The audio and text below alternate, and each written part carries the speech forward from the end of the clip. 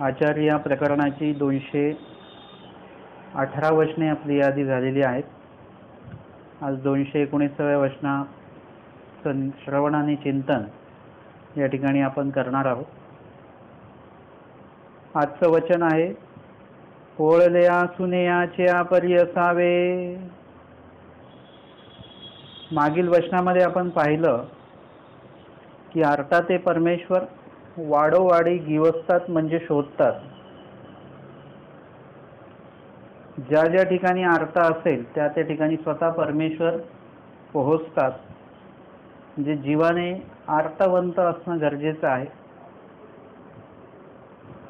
अजून जीवाच्या ठिकाणी कोणता गुण असला पाहिजे किंवा कुठल्या अर्थात परमेश्वर वाडोवाडी गिवसतात, त्या जीवाने किंवा आपण कशा प्रकारे असलं पाहिजे, जे परमेश्वर अशा जीवांविषयी किंवा समस्त जीवांविषयी काय अपेक्षा ठेवतात, काय आशिंसितात। जसं सांगितलं की माया बहिणी आशंसती आमचा दांडिये डोळीये कै जाईल। म्हणजे माता आणि भगिनींना असं वाटतं की आमचा जो भाऊ आहे, मुलगा आहे, त्याचं लग्न कधी होईल, त्याची वरात वगैरे कधी निघेल असं। आणि परमेश्वर आशंसा करतात की कटम कटियमान गौरी कपाटी ऐसा काही असेल। म्हणजे आचरण करताना आम्हाला जीव कधी दिसेल। तर तेच आचरण म्हणजे ते कुठल्या प्रकारचं आहे ते या ठिकाणी सांगतात की पोळल्या सुनेयाच्या परी असावे। म्हणजे परमेश्वर आपल्याला शोधायला येणार आहे, शोधत येणारच आहे। मग तोपर्यंत आपण आनंदच व्यक्त करायचा का? कशात काही दुःख बाळगायचं नाही, काही नाही। परमेश्वर तर येणारच आहेत कधी ना कधी, किंवा कधी ना कधी तर आपला मोक्ष मिळणारच आहे, कधी ना कधी अनुसरण होणारच आहे। म्हणून परमेश्वराविषयी किंवा परमेश्वराच्या पूर्ण साधनाविषयी कधी दुःख बाळगूच नाही का, आनंदातच राहावं का ना। पोळल्या सुनेयाच्या परी असावे। पोळला सुना म्हणजे श्वान म्हणजे कुत्रा। पोळल्या म्हणजे जर का पाहिलं तर इतर प्राण्यांपेक्षा जो श्वान आहे म्हणजे कुत्रा आहे, त्याला इतर प्राण्यांपेक्षा उष्णता अधिक प्रमाणामध्ये आपल्याला दिसते। तशाच प्रकारे म्हशीच्या ठिकाणी सुद्धा उष्णता असते। उन्हाळ्यामध्ये ती असं पाण्यापिण्यामध्ये जाऊन ती बसून राहते। श्वानाचं पण तसंच आहे। इतर प्राण्यांपेक्षा श्वानाला उष्णतेचा त्रास अधिक आहे आणि त्यामध्ये ऊन आहे आणि उन्हामध्ये मग त्याची जीभ बाहेर असते, श्वास लागलेला असतो, त्याला थंडाव्याचं ठिकाण त्याला आवश्यक असतं, अपेक्षित असतं। या संदर्भात दृष्टांत स्वामींनी सांगितलेला आहे।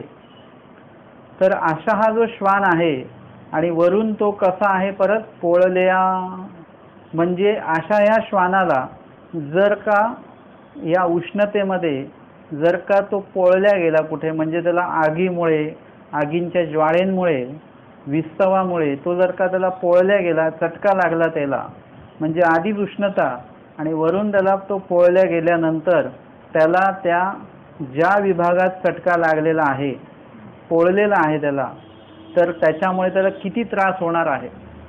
जे आधीच उष्णता अधिक आणि त्याच्यावर आगीचं जे काही जखम झाली आगीमुळे किंवा ते पोळल्या गेलेलं आहे, त्याच्यामुळे त्याला किती त्रास होणार आहे। त्याला कुठल्याच ठिकाणी सुख प्राप्त होणार नाही। अशा प्रकारे जीवाने असलं पाहिजे। या संदर्भामध्ये उत्तरार्ध 161 क्रमांकाची लीळा आपण बघणार आहोत। महादाईचा वाराणसी गमन निक्षेदू।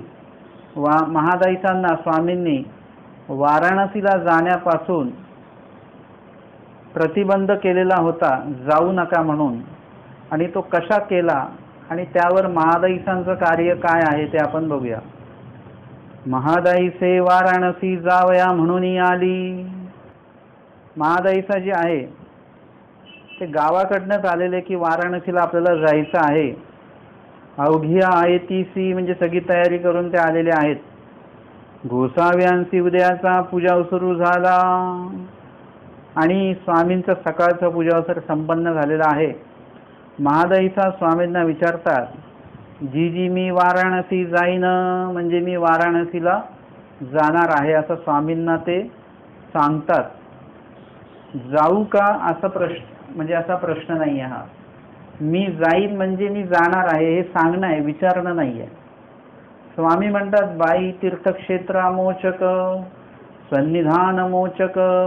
यावर स्वामींनी सांगितलं की तीर्थ आणि क्षेत्र जे आहे, म्हणजे कर्मराटीचं तीर्थ, कर्मराटीचं क्षेत्र, कर्मराटीचं दान, कर्मराटीचं व्रत हे कसं आहे, अमोचक आहे. म्हणजे तुम्हाला दुःखापासून मुक्त करणारं नाही आहे ते.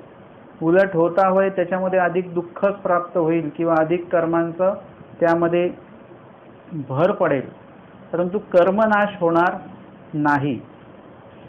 आणि अमोचक म्हणजे कर्मराटीचं जे साधन आहे ते आचरत असताना त्याच्यामध्ये इतर प्रकारचे दोषही त्याच्यामध्ये घडू शकतात आणि त्याच्यामुळे दुःखही प्राप्त होतं. स्वामींनी सांगितलंय की देवता लोकीची फळे ती कोणती आत्यंतिके, म्हणजे दुःखदायक आहेत ती. त्यांची साधनं जी आहेत ती दुःखदायक आहेत.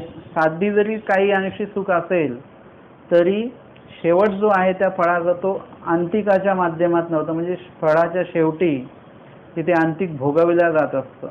आणि म्हणून अन्य जे काही धर्म आहेत, अन्य जे काही विधी नियम सांगितले आहेत अन्य राहटीचे, ते अमोचक आहेत, म्हणजे तुम्हाला त्या दुःखापासून मुक्त करणारे नाहीत. याचाच अर्थ की जर का आपण कर्मराटीचे नियम असतील, कर्मराटीचे जर काही विधी असतील ते आपण दैवराटीमध्ये जर का पाळत असू तर त्याच्यामुळे आपल्याला कुठल्याही प्रकारे मोक्ष मिळणार नाही आहे. म्हणजे अमका विधी कुठल्या दिवशी करायचा, तमका विधी कुठल्या दिवशी करायचा, स्नान कुठल्या दिवशी घालायचं विशेषांना, असं काही कुठल्या प्रकारचं बंधन नाही आहे. तिथीवार नक्षत्राचं असं काहीही बंधन आपल्याला नाही आहे. परमेश्वराचं जो काही विधी ईश्वराने जो तुम्हाला विहित केलेला आहे तो तुम्ही कुठल्याही वेळात आणि कुठल्याही काळामध्ये 24 तास 12 महिने तुम्ही तो विधी आचरू शकता. त्याच्यासाठी कुठल्याही नक्षत्रवार वगैरेची काही आवश्यकता आपल्याला नाही आहे. स्वामींनी सांगितल्याप्रमाणे अवेळ, सवेळ आणि दुपार या 3 गोष्टी, 3 काळ जे आहेत ते फक्त प्रवासाअर्थी चुकवायचे आहेत आपल्याला. आणि अमावस्या पौर्णिमेकडे थोडं लक्ष द्यायचं की त्या दिवसामध्ये आपल्याला प्रवास आधी वगैरे काही करायचं नाही. परंतु बहुतांशी आपला प्रवास खेटी वगैरे असल्या म्हणजे ते अमावस्यालाच जातात लोक. वास्तविक त्या दिवशी स्वामींनी तो प्रवेश जो आहे, प्रवास जो आहे तो निषिद्ध मानलेला आहे. जसं भूतचतुर्दशी दायंबाला स्वामींनी सांगितलं की त्या दिवशी प्रवास करू नका. ते म्हणाले आम्ही गोसावी यांचे, आम्हाला काय होणार. स्वामी म्हटले नाही, त्यांच्या ठिकाणी सुद्धा जी सिद्धी आहे ते येथुनीची आम्हाला ते सिद्धीला न्यावं लागतं. त्यांच्याकडे जे सामर्थ्य जे आहे ते परमेश्वराच्या मनोधर्माने पण काही गोष्टी झालेल्या आहेत सृष्टी रचनेकाळी. आणि म्हणून ईश्वर साधकाने काय केलं पाहिजे, अशा काही अवेळ, सवेळ आणि दुपार किंवा ह्या ज्या 2 जे वार आहेत त्या संदर्भामध्ये प्रवास करणं आपण टाळलं पाहिजे. आता या व्यतिरिक्त आपल्याला कर्मराटीचे कुठल्याही विधी नियमांचं काही पालन करण्याची आवश्यकता नाही. मग अमोचक सांगितलं तर मोचक ते काय ना, सन्निधान मोचक. सन्निधान मोचक म्हणजे परमेश्वराचं जे सन्निधान आहे, परमेश्वराची जी आज्ञा आहे, परमेश्वराचं जे काही सूत्र आपल्याला आदेश म्हणून, आज्ञा म्हणून दिल्या गेलेलं आहे त्याचं जर का तुम्ही पालन केलं तर ते तुम्हाला मोचक ठरणार आहे, म्हणजे दुःखापासून मुक्त करणारं ते ठरणार आहे. एरवी मग मोचक असं या जगामध्ये, या सृष्टीमध्ये, जीवदेवता प्रपंचाचं काहीच नाही आहे. फक्त परमेश्वराचं सन्निधान जे आहे ते मोचक आहे. मग जेव्हा तुम्ही सन्निधान या शब्दाचा अर्थ स्वामींनी स्वतः सांगितलेला आहे तो म्हणजे परमेश्वराच्या आज्ञेचं पालन करणं, याला सन्निधान असं म्हणतात. मग तुम्ही श्रीमूर्तीच्या जवळ असा किंवा नको असा, तुमचं जर का आज्ञा पालन असेल, वचनोक्त तुम्ही वागत असाल तर ते सन्निधानच आहे. आईसे म्हणून निरूपण केले. स्वामींनी त्यांना सांगितलं, म्हणजे पहिल्या वेळेस ते आलेले आहेत, मला वाराणसीला जायचं आहे. स्वामींनी सांगितलं की तीर्थदेवता अमोचक, सन्निधान मोचक. आणि असं निरूपण केल्यानंतर स्वामी म्हणतात अग्नीचे संबंधे ओली कोरडी सानी थोरे काष्टे जळती, तैसी परमेश्वर सन्निधानी संता संते कर्म जळती. अग्नीचा दृष्टांत स्वामींनी सांगितला की अग्नीच्या संपर्कामध्ये जर का ज्या ज्या वस्तू आल्या कुठल्याही असो, ते काय होतात की ओली कोरडी म्हणजे ओली असो किंवा कोरडी असो, सानी असो नाही तर थोर असो, छोटे छोटे गवत आदी वगैरे असो, फांद्या असो किंवा थोर म्हणजे मोठे मोठे वृक्ष असो, असे सगळे काष्ट ते काय होतात जळून जातात अग्नीच्या संपर्कामध्ये आल्यानंतर. जर का अधिक प्रमाणामध्ये अग्नी चांगला प्रज्वलित असेल तर त्याच्यामध्ये धातूचं सुद्धा पाणी होऊन जात असतं. अशा प्रकारे ह्या अग्नीचा दृष्टांत दिला की अग्नीचे संबंधे ओली कोरडी आणि सानी थोर जी काही काष्ट आहेत, लाकडं आहेत ती जळून जातात. कोरडी काष्ट जी आहेत, लाकडं जी आहेत ती पटकन जळून जातात. ओली काष्ट म्हणजे लाकडं जळायला थोडा वेळ लागतो, परंतु कालांतराने खूप वेळ जर का अग्नी राहिला तर कालांतराने जी ओली काष्ट आहेत ती सुद्धा जळून जातात. याचा सिद्धांत स्वामींनी सांगितलेला आहे. तैसी परमेश्वरा सन्निधानी संता संत कर्मे जळती. तसं परमेश्वराच्या सन्निधानामध्ये अग्निस्थानी परमेश्वराचं सन्निधान, त्या सन्निधानामध्ये काय होतं की संता संत कर्म जे आपण जोडून ठेवलेली आहेत आणि जी कर्म आपल्याला देवता भोगवणार आहे, देवतेशी संबंधित ती कर्म आहेत, ती कर्म जळून जातात. म्हणजे अनुसर जो व्यक्ती घेतो त्यांची ही कर्म नासत असतात. किंचित दुःखे पाप नासे आणि आनंदे पुण्य राशी नासते. अशा प्रकारे ती कर्म जळून जात असतात सर्व.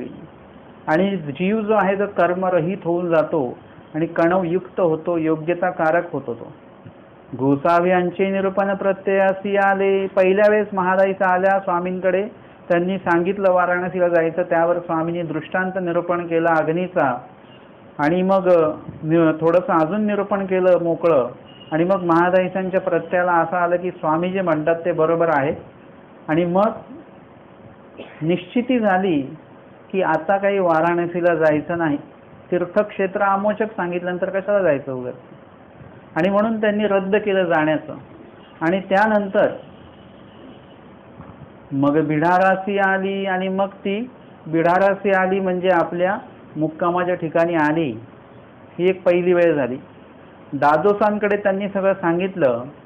हे काही रूपोबाई, त्यांनी म्हटलं की आता काही स्वामींनी मला सांगितलेलं आहे की जायचं नाही आणि मला ते पटलेलं आहे, त्याच्यामुळे काही जाणं आपलं वाराणसीला माझं जाणं रद्द आहे, मी काही येणार नाही.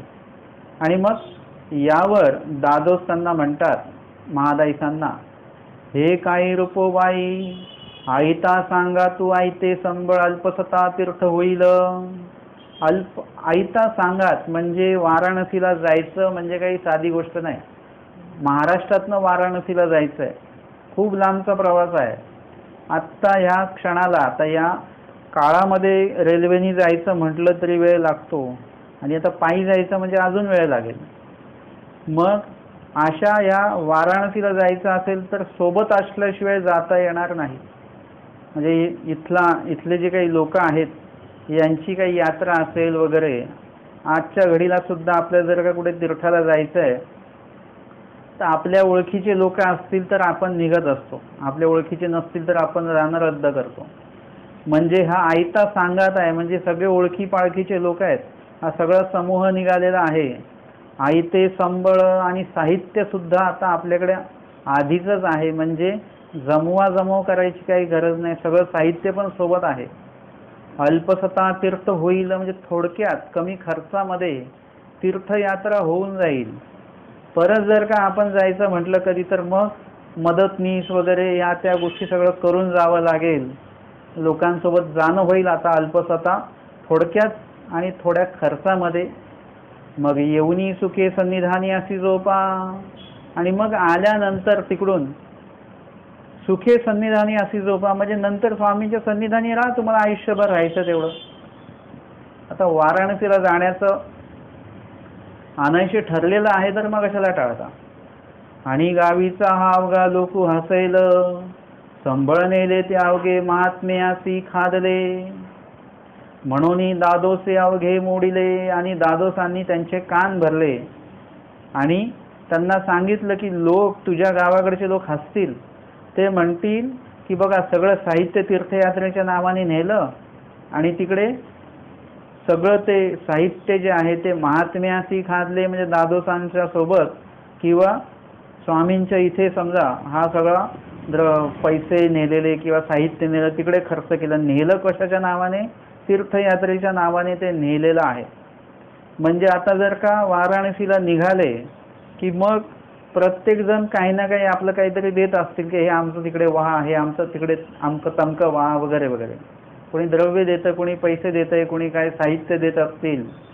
तसं आजही आपण तीर्थयात्रेला निघालो की लोक पैसे देतात की आमचं विडा तिकडे ठेवा बरं का. तसं हे जे काही जमा करून आणलेलं आहे आणि वाराणसीला गेलोच नाही लोक हसतील, आपल्याला नावं ठेवतील. म्हणून ही दादोसी अवघेची मोडिले आणि दादोसांनी त्यांचं पूर्ण जे काही स्वामींनी मांडलेलं होतं ते मोडून टाकलं. आणि मग वाराणसी जावे ऐसे प्रत्यया आले. आणि महादाईसाला वाटलं हे दादोस म्हणतात ते बरोबर आहे, लोक हसतील आपल्याला. म्हणजे लोक जर का मध्ये आणले की लोक काय म्हणतील असं जर का प्रश्न आला की काय होतं की त्या ठिकाणी लगेच आपली मनस्थिती बदलत असते. एखादं कार्य करायचं असेल आणि जर का म्हटलं हे कार्य केलं तर लोक काय म्हणतील, लगेच आपलं मन बदलतं की लोक काय म्हणतील, म्हणून आपण ते कार्य न करण्याचा निर्धार करतो. एखादं कार्य न करण्याचा निर्धार असेल कोणी म्हटल्यावर लोक काय म्हणतील तुम्ही हे नाही केलं तर, परत आपल्याला मग मन बदलतं, अरे हो लोक काय म्हणतील, म्हणून ते कार्य करण्याचा निर्धार होतो. असं समाजाला समोर पुढे ठेवून आपण आपलं आयुष्य जगत असतो. समाजाला त्याचं काही घेणं नसतं. तुम्ही काही खा, कसंही जगा, कसंही राहा, समाज तुम्हाला नावं ठेवणारच आहे, तुम्हाला बोलणारच आहे. कारण की सगळ्या समाजाचं मन काही तुम्ही राखू शकत नसता. म्हणून जर का तुम्हाला कोणी म्हटलं की लोक काय म्हणतील, तर कार्य जर का चांगलं असेल, ईश्वरोक्त विधी जर का असेल, मग तिथे लोकांच्या मनाचा आणि लोकांच्या बोलण्याचा विचार करू नका. मग तिथे तुम्हाला जे आवडेल ती गोष्ट तुम्ही केल्या गेली पाहिजे तुमच्याकडनं. आणि म्हणून इथे दादोसांनी सर्व मोडलं आणि मग वाराणसी जावे ऐसे प्रत्यय आले, म्हणजे गेलंच पाहिजे. दादोस म्हणतात ते बरोबर, म्हणून महादाईसांना निश्चिती झाली परत जायचं. मग एडे दी मागुते म्हटले जी मज वाराणसी जावे लागेल. दुसऱ्या दिवशी महादाईसा परत गेल्या स्वामींच्या समोर दुसऱ्यांदा आता हे, आणि ते म्हणायला लागले की मला वाराणसीला जावं लागेल. अवघा गावीचा लोक हसैल, कारण की सगळे लोक हसतील मला. संबळ नेले ते महात्मे निसी खादले, तरी मज जावे लागेल, म्हणजे लोक काय म्हणतील म्हणून मला जावंच लागेल. आणि यावर परत स्वामींनी आमच्या दीक्षित कन्याचा दृष्टांत महादाईसांना निरूपण केला. स्वामी म्हणतात, बाई कवणी एकी दीक्षिताची कन्या, म्हणजे ब्राह्मणाची मुलगी आहे. त्यांनी काय, त्या मुलीने काय केलं, विषयाची या साडा गावीचा गावी कोळीयाची घरवात केली. म्हणजे विषयाची या साडा, विषयाला वश होऊन तिने गावातल्याच एका कोळी मुलाशी तिने लग्न केलं. मुलगी ब्राह्मणाची, लग्न केलं कोळी मुलाशी. म्हणजे एकदम विरुद्ध टोक, शाकाहारी आणि कुठे मांसाहारी. आता असं केल्यानंतर त्या मुलीचं जे काही ब्राह्मण कुळ असेल त्याने तर तिचा बहिष्कृत केलंच तिला. आणि स्वामी सांगतात की काळ कुळ लोक ये तिन्ही अंगवी. काळ म्हणजे सध्या परिस्थितीचा जो काय वेळ चालू आहे, वर्तमान काळ. कुळ म्हणजे तिचं स्वतःचं कुळ आणि लोक म्हणजे समाज. या तिघांना तिने अंगवलं, म्हणजे तिघांचाही विचार तिने केला नाही. तिला जे आवडतं आहे या मुलाशी लग्न करायचं तिने ते केलं, पण त्या काळ कुळ आणि लोक या तिघांचा तिने विचार नाही केला नाही आणि तिघांनी तिला बहिष्कृत करून टाकलं. विषयाची या चाळा जीवे तिन्ही अंगवली, आणि तिने अंगवलेले आहेत. तरी परमेश्वराची या चाळा जीवे काही एक नांगवावे, म्हणजे एखाद्या छोट्याशा या दोषामुळे म्हणा, छोट्याशा या सवयीमुळे, छोट्याशा या आवडीमुळे ती नाशिवंत आहे. याच्यासाठी जीव जर का काही अंगवू शकतो, मृत्यू सुद्धा पत्करतात काही लोक, तर मग परमेश्वराची या चाडा म्हणजे शाश्वत परमेश्वर, परमेश्वराचं शाश्वत ज्ञान, परमेश्वराची शाश्वत प्राप्ती, परमेश्वराचं शाश्वत आनंद, हे जर का सगळं शाश्वत कायम मिळत असेल आपल्याला, तर जीवाने काही एक नांगवावे, म्हणजे काय काय अंगवू नये, सगळंच अंगवलं पाहिजे. मग तिथे तर मग कसलाच विचार केला गेला नाही पाहिजे. जे नाशिवंत आहे जीवासाठी जर का एवढं सगळं कष्ट करतोय घेतोय, म्हणजे आता एखाद्या व्यक्तीने एखाद्या व्यक्तीशी लग्न जरी केलं, स्वतःच्या आवडीने स्वतःच्या मर्जीने लोकांशी भांडण करून, परंतु त्यांचं ते लग्न किती दिवस टिकणार आहे हा पण मोठा प्रश्न आहे. ते 5 वर्षात 10 वर्षात 1 वर्षात ते लग्न तुटू शकतं. म्हणजे परत म्हणजे हे सगळं नाशिवंत सगळ्या या गोष्टी आहेत. त्याच्यासाठी जर का जीव एवढं सगळ्यांचे दुश्मनी घेऊ शकतो, वैरत्व घेऊ शकतो, काहीही करायला तयार होऊ शकतो, तर परमेश्वर जे आहेत त्यांच्यासाठी त्या जीवाने काहीही करायला तयार असलं पाहिजे. कारण तिथून जे भेटणार आहे ते कसं नित्य आहे. परमेश्वराचे सगळं ही नित्य असं स्वामींनी सांगितलेलं आहे. आणि मग महादाईसी पुसले आणि महादाईसांनी स्वामींना प्रश्न केला की जी गावीचा लोक काही म्हणे, म्हणजे गावातले लोक नाव ठेवतील त्याचं काय. स्वामी म्हणतात गेली कुळ बुडविले. काय म्हणतील लोक?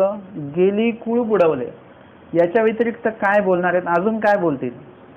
म्हणजे एखाद्या गोष्टीतनं काय वाईट परिणाम होणार आहे. कार्य आपलं चांगलं असलं पाहिजे. ते कार्य आपलं चांगलं असताना त्याच्यातनं वाईट आधी वाईट काय आपल्याला प्राप्त होऊ शकतं लोकांकडनं, समाजाकडनं, ते एकदा निश्चित करून टाकायचं. म्हणजे अपेक्षित ठेवायचं की याच्यातनं हे किती नुकसान होईल. आपलं 100 रुपयाचं नुकसान होईल, त्याच्यापेक्षा जास्त तर होणार नाही आहे. मग 100 रुपये नुकसान झालं तरी तुम्हाला काही वाटणार नाही, तुम्ही ती अपेक्षित ठेवलेलं आहे. आमच्या भटवासांना जेव्हा स्वामींनी ते सांडोबा संदर्भात सांगितलेलं आहे तेव्हा ते म्हणाले की मी बांधू का सांडोबा. म्हणजे त्यांनी अपेक्षा धरून ठेवली काय होईल याच्यामध्ये. सांडोबा बांधत असताना तर नदीच्या पाण्यामध्ये आपण बुडून जाऊ, आपण मृत्यू होईल आपला. याच्या व्यतिरिक्त होणार काय आपला? मृत्यूशिवाय तर वेगळं काही मोठं होणार नाही ना. त्यांनी अपेक्षित ठेवलं आणि त्याच्यामुळे काय झालं की मृत्यू अपेक्षित ठेवल्यामुळे त्यांना भीतीच नाही वाटली. बैल प्रसंगी सुद्धा ते म्हणाले मी बैलाचे पाय पकडतो, तुम्ही ते खांडा. तर त्यांनी अपेक्षितच ठेवलेलं की काय होईल, तर बैल उसळेल, त्याचे पाय लागतील, मला जखम होईल. कुठे जखम होईल? हातापायाला काहीतरी लागेल. याच्या व्यतिरिक्त काही जीव जाणार आहे का? नाही. म्हणजे तो अपेक्षित ठेवलं त्यांनी, त्याच्यामुळे पुढे भीती नाही. तसं लोक म्हणून म्हणणार काय आहेत? काय म्हणतील? न गेली गेली कुळ बुडविले एवढंच फक्त म्हणतील. जसं लुखाईचा बाबुळगावकर आहेत, त्यांनी काय केलं की त्यांना अनुसरायचं होतं, त्याच्यामुळे त्यांनी आपल्या पतीसाठी मुलगी बघितली. जे पतीसाठी मुलगी बघणारी ही पहिलीच व्यक्ती आणि त्याचा विशेषता अशी की ती आमच्या महानुभाव पंथातली आहे. पतीसाठी मुलगी बघून त्याचं लग्न लावून देणारी महानुभाव पंथातली, जगातली महानुभाव पंथातली एकमेव आणि पहिली ही व्यक्ती आहे लुखाईचा बाबुळगावकर. आणि म्हणून स्वामींनी म्हटलं की काय म्हणतील लोक लुखाईचा बाबुळगावकर विषय. तिच्या पतीने म्हणा किंवा तिच्या त्या परिवाराने म्हटलं की बाबा ही गेली कोणाचा तरी हात धरून पळून गेली, असं काहीतरी ते बोलत असतील. आणि जेव्हा लुखाईचा बाबुळगावकर भटोबासांकडे आल्या, अनुसरल्या, चर्येसाठी गेल्या, देहकृश करून आल्या आणि भटोबासांनी त्यांना पाहिलं की यांनी कडक चर्या केलेली आहे, देहकृश केलेला आहे. आता ते म्हणाले की तुम्ही असं करा, तुम्ही तुमच्या गावाकडे जा आटनादी क्रमे आणि तुमच्या घरी जाऊन भिक्षा घेऊन या. कशासाठी? तर तुमच्या घरच्या लोकांना पण कळलं पाहिजे की आमची ही जी कोण सून होती, किंवा पतीला वाटलं पाहिजे माझी कोण जी पत्नी होती ती कोणाचाही हात धरून गेलेली नाही आहे, तर तिने परमेश्वराचा जो काही हात आहे तो धरलेला आहे, ते आचरण ती करते आहे. आणि तुम्ही जाऊन दाखवा तुम्ही काय झालेले आहात. आणि त्या तिथे गेल्यानंतर तिचा पती तिथे आत बाहेर बसलेल्या अंगणामध्ये, हिने जाऊन दरवाजामध्ये म्हटलं भिक्षा असं म्हटलं. त्यांनी बघितलं, त्यांनी दंडवत केला म्हणजे नमस्कार केला कोणी भिक्षेला आलेल्या साध्वी, आणि त्याच्या काही लक्षात आलं नाही कोण आहेत. मग तिने परत म्हटलं त्यांनी भिक्षा असं म्हटल्यानंतर त्यांनी मग लक्षात घेतलं रे आवाज ओळखीचा आहे, कोण आहे, निरीक्षण करून बघितलं तर हे तर ती आहे. आणि त्यांनी बघितलं की ही सगळं असं आचरण करते आहे, भिक्षा मागते आहे, साध्वीचा वेश तिच्या अंगावर आहे. म्हणजे हिनी आपल्याला जे सोडलेलं आहे, प्रपंच जो सोडला त्यागला, तो यासाठी त्यागलेला आहे. म्हणजे दोषासाठी म्हणून त्यागला नाही, गुणासाठी त्यागला. तो तिचा पती आला, मगाशी दंडवत केलेला आणि आता ओळखीचा दंडवत त्यांनी केलेला आहे, म्हणजे ओळखलं म्हणून परत एकदा त्यांनी दंडवत केलेला आहे. म्हणजे लोक म्हणतील की काळ बुडविले कुळ बुडविले असं लोक नावं ठेवतील समाज, पण कधी ना कधी तर तुमचं कार्य त्यांच्या समोर येणारच आहे. एकदा ते कार्य त्यांच्या समोर आलं की तेच समाज परत तुमचं नाव काढणार आहे. आधी समाज तुम्हाला नावं ठेवेल, पण तुमचं योग्य कार्य जेव्हा समाजापर्यंत पोहोचेल, तुमचं जर का कार्य योग्य असेल तर ते पोहोचणारच आहे, आणि मग तेच समाज तुमचं नाव काढतील. आईसे निरूपण केले म्हणजे पूर्व काळामध्ये आमचे आचार्य भटोबास यांनी काही मानसिक त्रासामुळे किंवा प्रापंचिक काही अशा संकटांमुळे त्यांनी हातामध्ये तलवार घेतली. सगळे लोक त्यांना घाबरत होते, सगळे समाज त्यांना नावं ठेवत होता. पण नंतरच्या काळामध्ये तेच लोक म्हणायला लागले की अरे अलीकडे आबाईसांच्या नागदेवाचं कुठे काही नाव ऐकू येत नाही की बाबा असा वागला तसा वागला, काही त्यांच्याविषयी काही ऐकायला मिळालं नाही. ते सांगायचे की नाही नाही आता तुम्हाला माहिती नाही, तो स्वामींच्या सन्निधानी असतात, ते आता त्यांचं चांगलं चाललं आहे, असं चाललं आहे, तसं चाललेलं आहे. म्हणजे तोच समाज त्यांच्या चांगल्या कार्यामुळे त्यांचं नाव काढायला लागलेलं आहे. किंवा भटोबासांची स्वतःची पत्नी जी आहे ती भटोबासांना भेटायला आली मुलगा घेऊन, महेश्वर पंडित, आणि त्यावेळेस त्यांनी भटोबासांना भरपूर नावं ठेवली की हे सगळं टाकून आले, आमची व्यवस्था नाही केली, काय नाही केली, वगैरे वगैरे वगैरे. हे मेले असते तर बरं झालं असतं. परंतु नंतर मग त्यांच्या लक्षात आल्यानंतर किंवा नाही पतीनी चांगलंच कार्य चालू आहे त्याचं, मग तेव्हा ते शांत झाल्या वगैरे वगैरे. मग स्वामींनी त्यांची व्यवस्था करून दिलेली आहे. अशा प्रकारे लोक तुम्हाला नावं ठेवतील की गेली गेली कुळ बुडविले, ऐसे निरूपण केले मागुते न वचावे ऐसे प्रत्ययासे आले. आता दुसऱ्यांदा आलेल्या जायचं म्हणून, आणि आता दुसऱ्यांदा प्रत्ययाला आलं की जायचं नाही. परत मुक्कामाच्या ठिकाणी आल्या, दादोसांना सांगितलं. परत दादोसांनी त्यांना आपले जे काय आहे ते सगळे त्यांना परत त्यांचं ते सांगितलं. म्हणजे मनोरथ जो त्यांचा आहे की सन्निधानीच राहायचं तो मोडून काढला परत, आणि मागुते जावे ऐसे प्रत्यय आले. आता तिसऱ्यांदा त्यांना परत हे झालं की मला जायचं आहे. मग दुसऱ्या दिवशी महादाईचा आल्या आणि दादोसांचे अवघे शब्द सांगितले. दादोसांनी काय अजून पटवून सांगितलं ते परत सांगितलं. ही तिसरी वेळ आहे आता.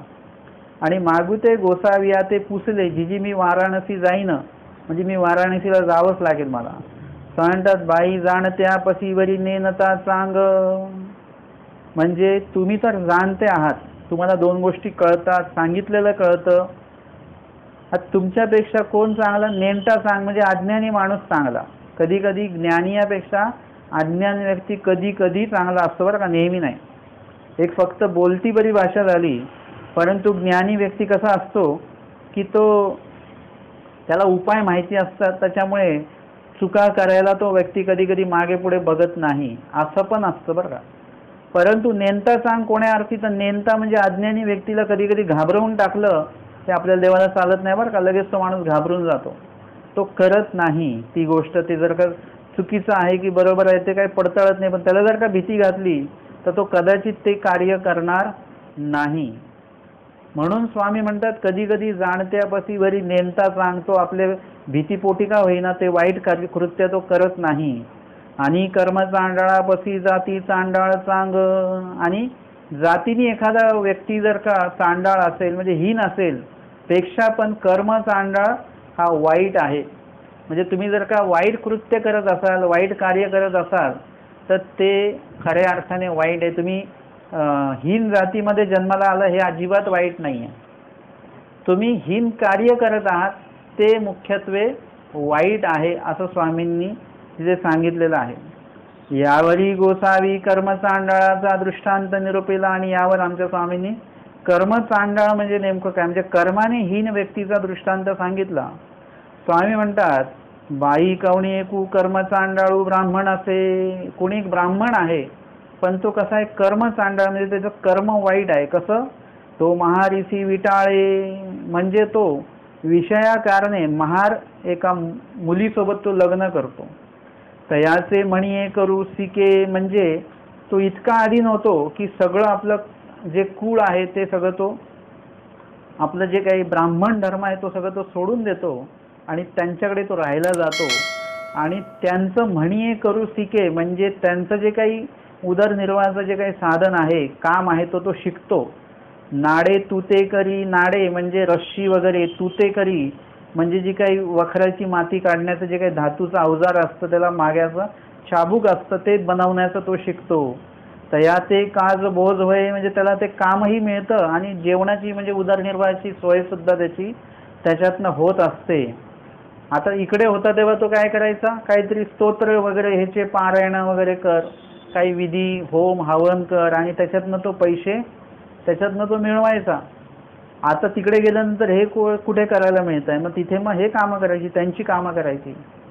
तय तयासी तयाची पांती नाही, परंतु गंमत अशी आहे की तो हा एवढा मोठा ब्राह्मण हा त्या महार मांगांच्या त्या याच्यामध्ये तो जाऊन राहतो आणि त्यांची कामं करतो, परंतु शेवटी त्यांनी जे काम केलेलं आहे ते वाईट केलेलं आहे असं स्वतः त्या जातीचे लोक सुद्धा तेच मानतात की ह्यांनी ब्राह्मणाने वाईट काम केलेलं आहे आणि म्हणून ते सुद्धा स्वतःच्या पंक्तीला त्याला बसू देत नाही. बघा म्हणजे एवढा तो त्यांच्याही पेक्षा कसा झाला, हीन झाला. म्हणजे तुम्हाला लक्षात येईल की जातीने कोणी हीन नसतो, लोक कर्माने हीन असतात आणि म्हणून त्याला त्याच्या स्वतःच्या पंक्तीला ते लोक बसू देत नव्हते.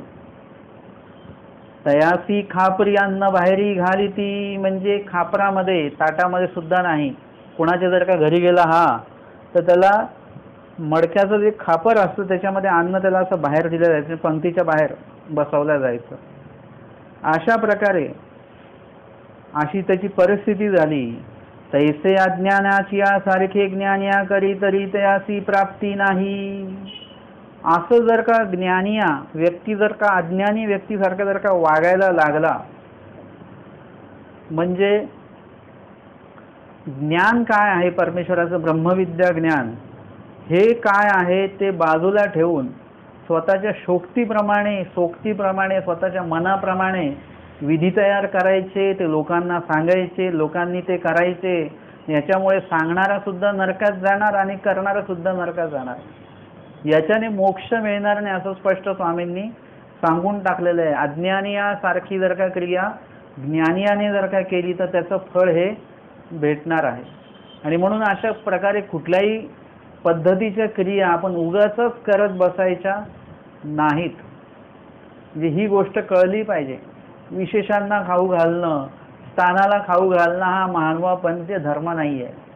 स्थान आणि विशेष हे लीळा आठवण्यासाठी वंदन करत असताना लीळा आठवल्या गेली पाहिजे, देव आठवल्या गेल्या पाहिजे, त्याचं एक साधन आहे, माध्यम आहे. ते म्हणजे त्या ठिकाणी गेल्यानंतर ती लीळा आठवल्या गेली पाहिजे. जसं नंतर काळामध्ये जेव्हा आमचे श्रीप्रभूंनी बीजे केल्यानंतर भटोबासाठी सर्व गुरुकुळ जेव्हा डोमेग्राम गंगातीर वंदन करायला आले तर स्थान वंदन करत असताना ते त्या ठिकाणी काय करायचे, त्या ठिकाणी तिथली लीळा काय घडलेली आहे ते सगळं त्या ठिकाणी ते आठवायचे, त्याच्या संदर्भात चर्चा व्हायची.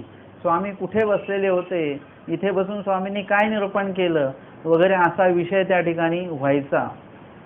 तर स्थानवंदन हे जे आहे ते त्या ठिकाणी स्थानाला जाऊन उपार दाखवणे या क्रिया करत बसण्यापेक्षा स्थानवंदन करताना तिथली लीळा काय आहे ती आठवणे, तिथे स्मरण करणे, दुःख करणे, तिथला जो काही लीळा घडलेली आहे ते पूर्ण डोळ्यापुढे उभं करणे, हे स्थानवंदनाचं मुख्य उद्दिष्ट आपलं आहे, असलं पाहिजे. आपण जर का अज्ञानाच्या सारख्या क्रिया करत राहिलो तर ते योग्य ठरणार नाही. आणि जर का तुम्ही असं केलं तर स्वामींनी वर सुद्धा सांगून ठेवलं, तीर्थक्षेत्र अमोचक, म्हणजे एखादा विशेष आहे तो विशेष तुम्हाला प्राप्ती करून देणार नाहीये. लक्षात घ्या, आचरे तयाचा धर्म सांगितला देवाने आणि जो धर्म आचरण करेल त्याला मोक्ष मिळणार आहे. एखादी वस्तू आहे तुम्हाला लीळाचरित्र मोक्ष प्राप्त करून देणार नाही. तुम्ही जर का लीळाचरित्र जवळ बाळगलं, सोबत ठेवलं, विशेष सोबत ठेवला तर याच्याने तुम्हाला मोक्ष भेटणार नाही. तर त्याच्यामध्ये जे काही सांगितलेलं आहे, ज्ञान जे सांगितलं त्याचं आचरण जेव्हा कराल, नुसतं ज्ञान घेतल्याने सुद्धा मोक्ष भेटणार नाही, उपदेश नुसता घेतल्याने मोक्ष मिळणार नाही, संन्यास नुसता घेतल्याने मोक्ष मिळणार नाही, त्याचं आचरण प्रॉपर तुम्हाला करावं लागेल, तेव्हा मोक्ष तुम्हाला मिळेल, तेव्हा तुमचा धर्म आहे. जे आचरण हे खूप महत्त्वाचा भाग आहे आणि आचरण हे वचनाद्वारेच झालं पाहिजे. वचनात सांगितलं त्याद्वारे आचरण झालं पाहिजे. तुम्ही जे आचरण करत आहात त्या प्रत्येक आचरणाला वचनाचं प्रमाण असणं गरजेचं आहे. वचनाचं प्रमाण नसेल तर ते तुमचं आचरण हवेतलं आहे, ते आचरण नाही. त्याला जर का वचनाचा आधार असेल तर ते आचरण ग्राह्य धरल्या जाईल आणि तेच आचरण तुम्हाला मोक्षापर्यंत नेणार आहे. हा भाग लक्षात घेतला पाहिजे. आणि म्हणून स्वामींनी सांगितलं की अज्ञानियाची यासारखे ज्ञानिया करी तरी त्यासी प्राप्ती नाही. ज्ञानिया जर का म्हणायला लागला की ह्या विशेषाला जेवण खाऊ घालायचंय, त्या विशेषाला जेवू घालायचंय, त्या विशेषाला उपार दाखवायचं, या स्थानाला उपार दाखवायचा आहे, हे अज्ञानियाच्या सारख्या क्रिया झाल्या.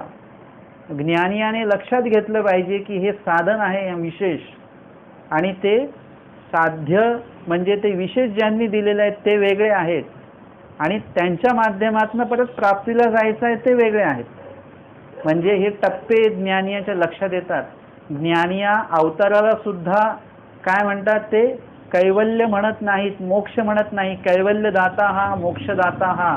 अवतारासंदर्भात पण ज्ञानियाची बुद्धी प्रतीती अशा पद्धतीची आहे, यथार्थ प्रतीती म्हटले जाते. अवताराला सुद्धा काय म्हणतात, ते साधन म्हणतात की हे कैवल्याचे आणि मोक्षाचे दाते आहेत, हे कैवल्य आणि हे मोक्ष नाही आहेत. म्हणजे अशा प्रकारची क्रिया जी आहे ती ज्ञानियाची असली पाहिजे. स्वतंत्रता म्हणजे मोक्ष म्हणजे काय आहे हा प्रकार जो आहे तो आपल्याला कळला पाहिजे.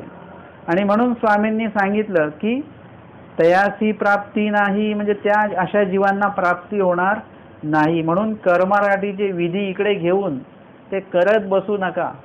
अनेक क्रिया आहेत, ते आपल्याला इथे कुठे सांगितलेल्या नाही आहेत आणि त्या आपण करतो आहोत, आणि जे सांगितलेले ते आपण करत नाही आहोत, तर ह्याच्याने प्राप्ती होणं मुश्किल आहे. मग मागू ते न वचावे ऐसे प्रत्यया आले, आणि परत महादाईसांना वाटलं जायचं नाही, कारण स्वामीने आता पटवून सांगितलं परत की ज्ञानियासारखी क्रिया केली पाहिजे. मागू ते बिढारस्य आली. आता ही तिसरी वेळ झालेली आहे, 3 वेळा निश्चित झालं, 3 वेळा रद्द झालं. आता परत दादोसांपुढे सांगितले, दादोसांनी परत स्वतःचा असं विषय मांडले, ते स्वामींनी सांगितलं परत मोडून काढलं की आता ही 4थी वेळ झाली. आता ही मागू ते जावे ऐसे प्रत्यय आले, 4थ्यांदा प्रत्यय आला की आता जायचंय. मग सकाळीच आल्या गोसाव्या ते कवने तोंडे पुसो, म्हणजे एवढ्या वेळ स्वामींनी सांगितलं.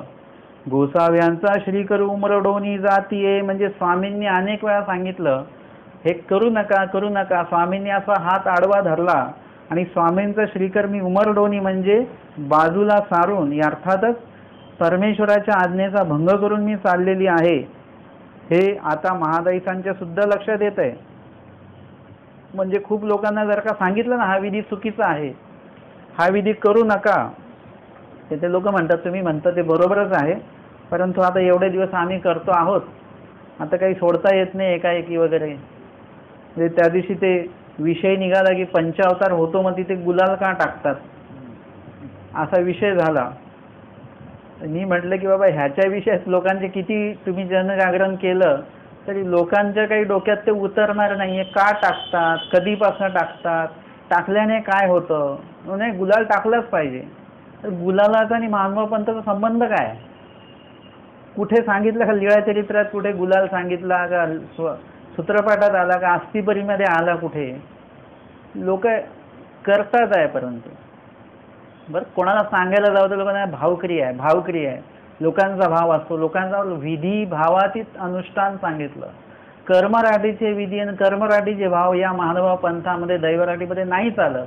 इथे ज्ञानात आणि विधीत बसणाराच भाव तुम्हाला तेवढाच असला पाहिजे. उगाचच कशाला काही मानून बसायचं नाही. हा इथला यथार्थ भाव असला पाहिजे. भाव पण हवेत नाही आहे इथला, एकदम त्या ज्ञानामध्ये बसणारा तो भाव आहे. तर अशा प्रकारे एखादा अज्ञान एखाद्याला जर का सांगितलं, एखाद्याला जर का त्याच्या संदर्भात अविधी काय होतोय ते जर का सांगितलं, परंतु ती व्यक्ती तो अविधी सोडायला तयार नाहीत, आणि म्हणून हे सगळं चालू आहे. महादाईसांना सुद्धा हे कळतं, पण सोडल्या काही जात नाही. आणि मग ते स्वामींना आले, दंडवत घातली, आणि ते म्हणतात की गोसाव्या दंडवत घाला आणि निघो. स्वामींना दंडवत करायचं आणि तसंच निघायचं, पटकन काही बोलायचं नाही, काय नाही. असं म्हणून ते येत आहेत स्वामींच्या तिकडे स्वतःच्या मुक्कामाच्या ठिकाणून स्वामींच्या गुंफेकडे येत आहेत। आणि गोसाव्यांची भितरीला ओट्यावरी आसन असे स्वामींना आत्मधल्या ओट्यावर आसन होतं। गोसावी ऐसा श्री करू भवंडती आणि ऐसा करीती। स्वामी काय करायचे, असं श्री करत भवंडायचे म्हणजे गोल गोल फिरवायचे आणि असा एखादी वस्तू हातातनं आपण टाकतो, ती टाकण्याचा जो काही भाव आहे तसा अनुकार आमचे स्वामी करत होते। जसं ते गोफन गुंडा असतो ते कसं गोल गोल फिरवून ते सोडतात आणि तो दगड जातो, तसं स्वामी असं गोल गोल हात श्रीकर फिरवून असं श्रीकरातनं काहीतरी दगड आपण टाकतो त्या प्रकारचा अनुकार स्वामी करत होते आणि हास्य करत होते। ते बाईशी देखील बाईसांनी ते पाहिलं आणि स्वामींना विचारतात, हा बाबा इथे काही कीजत आहे, म्हणजे हा आपण अशा प्रकारची लीळा आपण का करत आहात? स्वामी म्हणतात, बाई ताकीची मासी ताका बाहेरी घाली जे। ताकातली माशी म्हणजे दोन अर्थ याचे होतात की ताकाच्या भवंती फिरणारी जी माशी आहे तिला ताक प्यायचं आहे, ती त्याच्या ताकाच्या भवंती फिरत आहे, अशी माशी ती काय करायची, हाकलणे, त्या ताकापासून लांब करणे, किंवा ताकात पडलेली माशी जी आहे ती ताकातनं काढून ती बाहेर फेकणे, अशा प्रकारची ही क्रिया कोण करता आहे? दादोस करतायत। म्हणजे सन्निधानी महादाईचा आहेत, राहू इच्छितात, गिरट्या मारतायत महादाईचा की सन्निधानी राहायचंय किंवा सन्निधानी राहतायत सुद्धा, आणि दादोस काय करतात, त्यांना सन्निधानातनं काढून लांब नेत आहेत, वाराणसीला त्यांना नेत आहेत, दैवाराटीतनं काढून कर्मराटीमध्ये नेत आहेत। तैसी म्हातारी सन्निधाना बाहेरी घाली जात आहे, तशी म्हातारी स्वामी महादाईसांना म्हातारी सुद्धा म्हणायचे। आता म्हातारी तुम्हाला लागेगा असं भटोबासांना स्वामी म्हणतात, आणि या ठिकाणी सुद्धा महादाईसांना स्वामींनी म्हातारी असं म्हटलेलं आहे की ही सन्निधानाबाहेरी घाली जात आहे, दादोसांना सन्निधानाबाहेर घालवत आहेत। तेव्हा महादाईसे आली आणि एवढं म्हणत नाही तेवढ्यात महादाईसा तिथे आल्या। गोसाव्यांना आमच्या स्वामींना त्यांनी दंडवती घातली, श्रीचरणा लागल्या, गोसाव्यांजवळ उगीची बैसली म्हणजे शांत बसल्या। गोसावी ते काही विनववेना, आता काय विनंती करायची, 3 दिवस हेच चालू आहे सगळं काय। मग स्वामी म्हणतात, काही बाई वाराणसी जाणे होत असे, निश्चिती झालेली आहे। जीवाच्या निश्चयापुढे कधी कधी परमेश्वराला पण हात टेकावे लागतात, काही करता येत नाही, याला म्हणतात जीव स्वातंत्र्य, जिथे परमेश्वर सुद्धा काही बोलत नाहीत। एखाद्या जीवाने म्हटलं की बाबा असंच करायचं, अविधीच करायचा, तर अशा जीवाप्रती परमेश्वर पण काही करू शकत नाहीत। मग महादाईसांना स्वामी म्हणतात, आता काय वाराणसीला जाणं होतच आहे का, मग तुमचं आता निश्चित झालेलंच आहे? ते म्हणतात, हो जी हो, निश्चित झालेलं आहे। स्वामी म्हणतात, बाई तेथून या, मा येथून तुम्हा संन्यास दिजैल। ते म्हणतात, या मग तिकडून वाराणसीला, आता काय तुम्ही ऐकायला तयार नाहीत, जा मग आता तिकडून आल्यानंतर, म्हणजे जसं आता आम्ही लोकांना सांगतो सत्संगाला या सत्संगाला या, परंतु लोकांनी निश्चित करून टाकलं की सत्संगाला यायचंच नाही, बघूया, हे थकतात की आपण थकू, हे बोलून थकतात की आपण न येऊन थकू, लोकांचं काही यायचंच नाही सत्संगाला, अशा प्रकारे निश्चिती झालेली आहे। स्वामी म्हणतात की तुम्ही तिकडून या, मग आम्ही तुम्हाला संन्यास देऊ।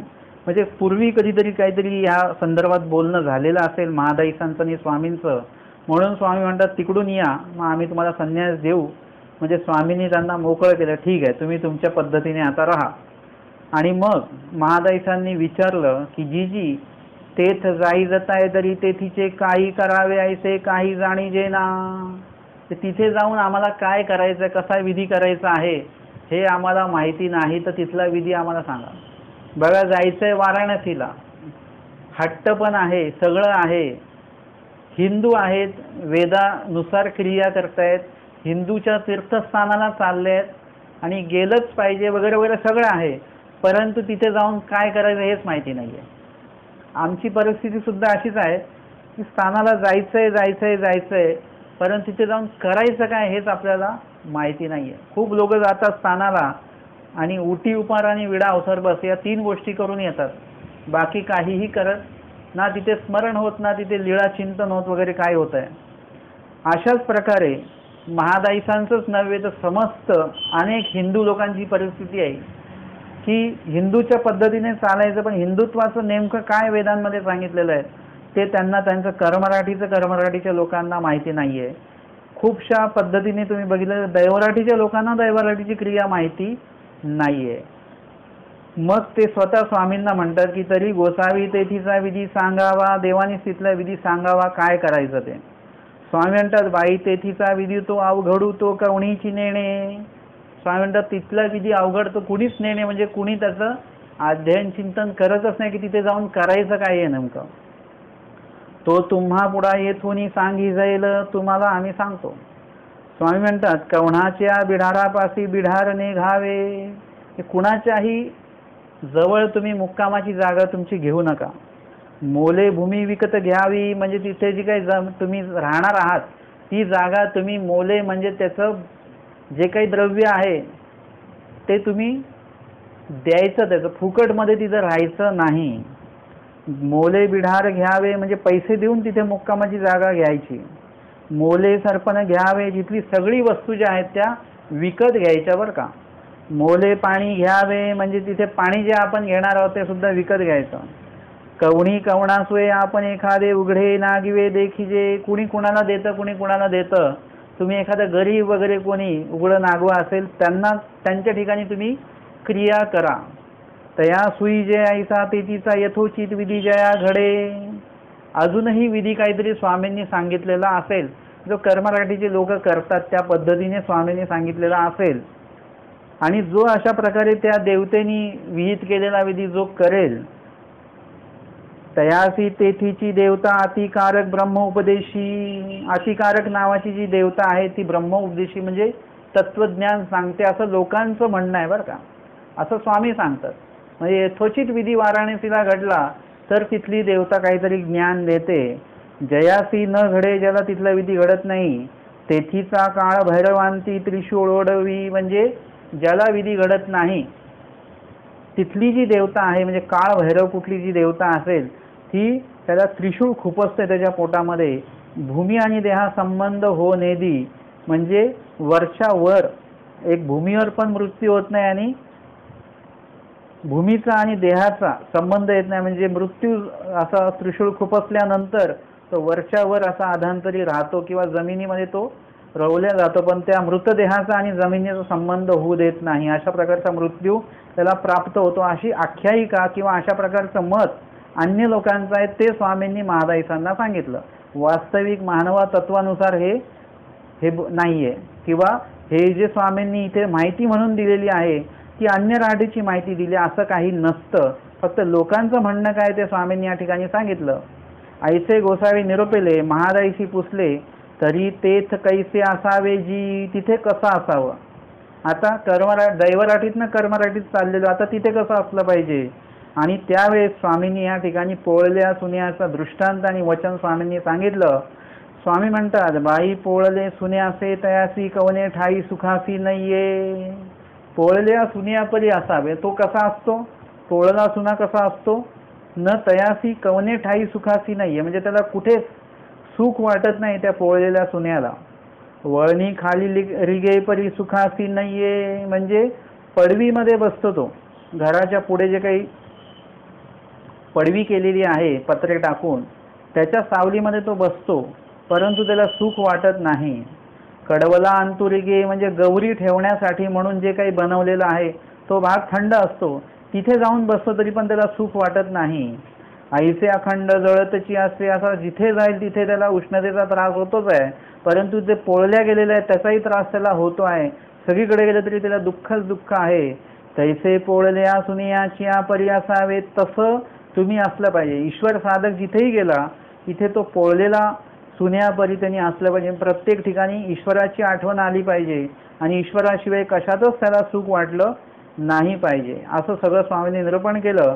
मग महादाईसी दंडवते घातली, श्रीचरणा लागली, मग वाराणसी निघाला त्या वाराणसीला. दादोस महादाईचे रुद्रपुरी राहती, म्हणून रामवरी बोळवीत गेले. आणि दादोस जे आहेत त्यांना असं म्हणजे इतकं त्यांनी निश्चयात्मक केलं होतं की स्वामींच्या किंवा ईश्वराच्या सन्निधानी यांना ठेवायचंच नाही. त्यांना असं वाटलं हे जाताना रस्त्यामध्ये रिद्धपूर लागतंय, रिद्धपूरला जर का हे गेले तर रिद्धपूरलाच थांबतील, वाराणसीला जाणार नाहीत. म्हणून ते त्यांना रामटेकपर्यंत त्यांना म्हणजे रिद्धपूर पार करून पुढे रामटेकपर्यंत त्यांना सोडवायला गेले आणि तिकडून ते स्वतः परत आले. ते गेले पुढे, महादाईचा गेला वाराणसीला. आणि मग भक्तजने जी आलेली होती नंतर, जी काही दुसरे काही लोक गेले असतील, त्यांनी स्वामींपुढे सांगितलं की जी महादाईचे परमेश्वर बरोबर राहती म्हणून दादोस रामवरी बोळवीत गेले. लोकांनी सांगितलं ते. स्वामी म्हणतात, महात्मा म्हातारी एसी कानवतरी होणी लागला असे. म्हणजे हा जो दादोस आहे यांना कान वाथर होऊन लागलेला आहे. यावर स्वामींनी कान वाथराचा दृष्टांत सांगितला आहे. कानवा थरू म्हणजे कानवा नावाचा जो पाषाण आहे तो एका चांगल्या दगडाला, म्हणजे कानवाथर हा म्हणजे कानवा हा दगड म्हणजे एकदमच बिनउपयोगी दगड आहे, पण त्यांनी काय केलेलं आहे की त्यांनी दुसऱ्या एका दगडाला आच्छादलेला आहे. यावर दृष्टांत स्वामी कानवाथराचा दृष्टांत सांगतात की कानवाथरू असे म्हणजे कानवाचा थर असे, तो शिरसाळ्या ते व्यापून राहिला असे. आणि शिरसाळा म्हणजे संगमरवरी दगड, त्याला त्यांनी व्यापलेला आहे. तयासी टाकी लागेना. आता तो आतमधला चांगला दगड मिळवण्यासाठी काय करावं लागतं की हा वरचा जो कानवाथर म्हणजे कानवाचा थर आहे तो काढावा लागतो. तर तो कशाने काढणार? त्याला टाके लागे म्हणजे छन्नीनी त्याला फोडायला जर का म्हटलं तुम्ही तर ऐसाही लाविजे तरी उसळूनी पैरा पडे. ती छन्नी जी आहे ती उसळूनी पैरा पडेल. भिंतीमध्ये खिळा ठोकता, भिंत जुनी आणि चांगली मजबूत असेल तो खिळा थोडासा आतमध्ये जातो, परंतु तुम्हाला असं वाटतं खिळा गेला, नंतर तुम्ही हातोडी मारली की तो खिळा उसळूनी म्हणजे बाहेर येऊन जातो, तो आतमध्ये जातच नाही. तसंही छन्नी उसळूनी बाहेर येते अशी. एखादा ऐकू त्यावरी कोळे जाळी. मग त्याच्यावर काय उपाय केला जातो? कोळे जाळी म्हणजे तिळाचं जे काही लाकडं आहेत ती लाकडं तिळाची त्याच्यावर जाळल्या जातात, तिळाच्या झाडाची. वरी कुळत वनिये शिंपी. कुळीत नावाचं जे धान्य असतं त्याचं पाणी जे आहे त्याच्यावर शिंपल्या जातं. मग टांकी लावी तरी लागे. मग त्याच्यामुळे त्या दगडामध्ये काही बदल होत असेल आणि त्याच्यानंतर जर का ते छन्नीने फोडू म्हटलं तर ते फुटल्या जातं. एवढा लिया सक्ताळिया निगती. परंतु काही त्याचं उपयुक्त असं काही पाषाणाचे तुकडे निघत नाही, सक्ताळिया निघतात. सक्ताळे म्हणजे एका बाजूने पूर्ण धारधार असं असतं. आता या सक्ताळ्यांचा उपयोग कशातच नसतो. तुम्ही खूप तर खूप एखाद्या खड्ड्यामध्ये भर टाकण्यासाठी म्हणून त्याचा उपयोग करू शकता, बाकी याचा उपयोग कशासाठीच होणार नाही. तिया पुरी जती. बघा ते आलं, समयने सांगितलं पुढे की त्या सक्ताळी ज्या आहेत त्या काय कराव्या लागतात? पुराव्या लागतात. ते जर का असेच ठेवले तर कोणाला काय करतील? या ऐसियाची सांडी जती तरी पाव तोडीती. पाव तोडीती म्हणजे पायाला जखम होऊ शकते, किंवा एखाद्या वेळेस तुम्ही जर का त्याच्यावर आपटले गेले तर एखाद्या पाय तुटूनही जाईल, असंही होऊ शकतं. तया वना पाटा नाही. वना नाही म्हणजे वन्य औषधं जे असतील तर त्याच्यावर ती जखम एवढी खोल होते की त्याच्यावर एखादं औषध, रानातलं औषध नाही मिळू शकत त्याच्यावर, किंवा पाटा नाही म्हणजे एखादं ती औषधाची पट्टी त्याच्यावर लावावी तर त्याचा सुद्धा उपाय होऊ शकणार नाही. म्हणजे एवढी खोल जखम असते, ती जखम भरायला भरपूर वेळ लागतो. तळी शिरसाळा निघे. आणि मग ते दगड जो बाजूला केल्यानंतर त्याच्या खाली शिरसाळा म्हणजे संगमरवरी दगड निघतो.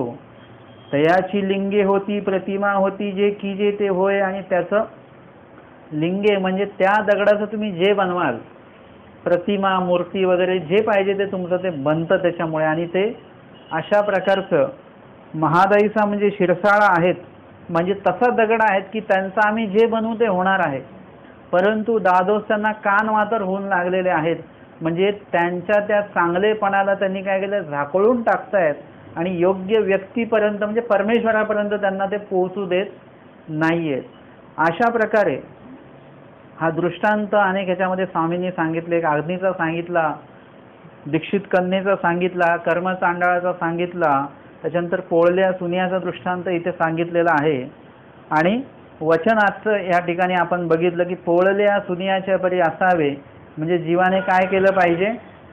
अशा प्रकारे अशा त्या परमेश्वराच्या सन्निधान वियोगाचं जे दुःख आहे ते जीवाकडे असणं गरजेचं आहे.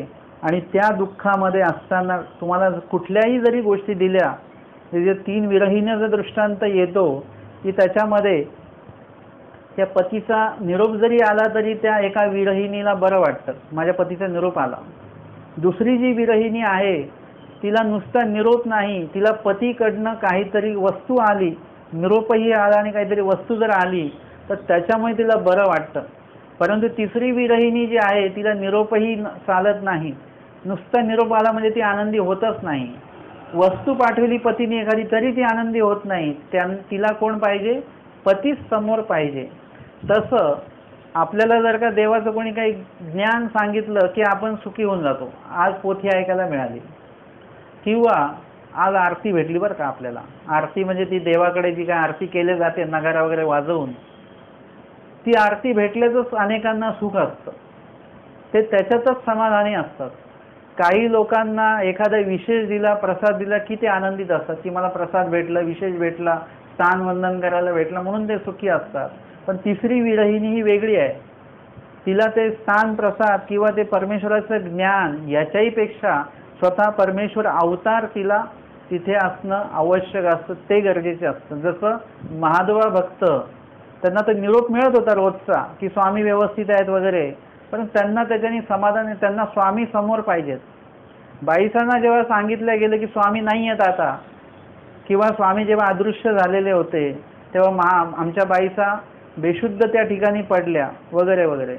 म्हणजे असे जे भक्त आहेत त्यांना परमेश्वर अवतारच लागतात, सन्निधान लागतं, त्यांना बाकीच्या गोष्टींनी सुख प्राप्त होत नाही. आपण आपलं सुख मान्य करून घेतलेलं आहे की याच्यात सुख भेटलं, विशेष भेटला, भरपूर झालं आपल्याला, मग देव नाही भेटला तरी चालेल, कारण विशेषालाच देव म्हणतो आपण. असं अन्यथा ज्ञान आपलं चालू आहे.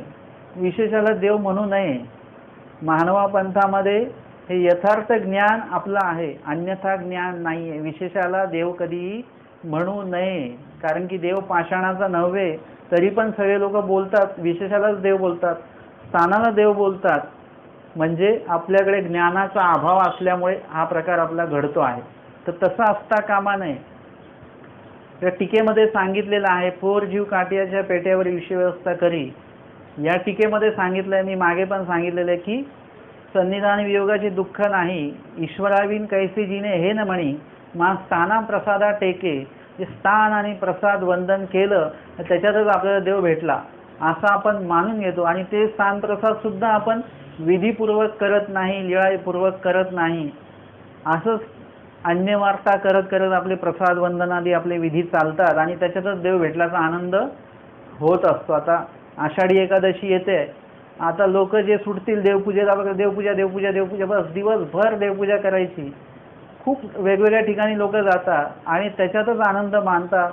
या ठिकाणची देवपूजा भेटली, त्या ठिकाणची देवपूजा भेटली, त्या ठिकाणची देवपूजा भेटली. परंतु ईश्वर आठवून, देव आठवून ती देवपूजा जर काय वंदन केली नसेल तर उलट त्याच्यातनं अविधी घडेल आणि सन्निधानी अविधी घडल्या जाऊ शकतो. म्हणून अशा प्रकारे आपल्याला काय केलं पाहिजे की त्याच्यामध्ये सुख न मानता खरं तुमचं सुख हे परमेश्वर भेटीमध्येच आहे. या बाकीच्या साधनाचं सुख घेऊ नये अशातला प्रकार नाही. स्थान करताना तुम्हाला आनंद झालाच पाहिजे, कारण की तिथे तुम्हाला लीळा आठवणार, इथे आमचे स्वामी आलेले होते हे तुम्हाला त्या ठिकाणी प्रत्ययाला म्हणजे माहितीच आहे तुम्हाला, पण तिथे गेल्यानंतर काहीतरी प्रचिती तुम्हाला येईल, अनुभवास काहीतरी येईल, काहीतरी समोर तुमच्या लीळा पूर्ण येऊ शकते, याचा आनंद तुम्हाला होईल. पण त्या काळी मी नव्हतो याचं दुःख तुम्हाला तिथे झालं पाहिजे. जे स्थान भेटलं, पण ज्या स्थानावर आमचे स्वामी बसलेले होते ते स्थान भेटलं, पण जे बसलेले होते त्या स्थानावर ते स्वामी मला भेटले नाही. स्वामींनी प्रसन्नतेने दिलेला हा प्रसाद वंदन करायला मला मिळाला, परंतु ज्यांनी प्रसन्नतेने हा प्रसाद दिला ते स्वामी मला भेटले नाही. म्हणजे एकीकडे असं सुख असलं पाहिजे, आनंद असला पाहिजे, आणि एकीकडे परमेश्वर न भेटल्याचं दुःख सुद्धा असलं पाहिजे. अशा प्रकारे पोळल्या सुन्याच्या परी येथीच्या साधकाने असलं पाहिजे, असं आजच्या या सत्रामध्ये आपण पाहिलं. आणि आजच्या या आचार प्रकरणाचं 219 क्रमांकाचं वचनांत संदर्भातली उत्तरार्ध 161 क्रमांकाची लीळा या ठिकाणी आपण श्रवण आणि चिंतन केलेली आहे. दंडवत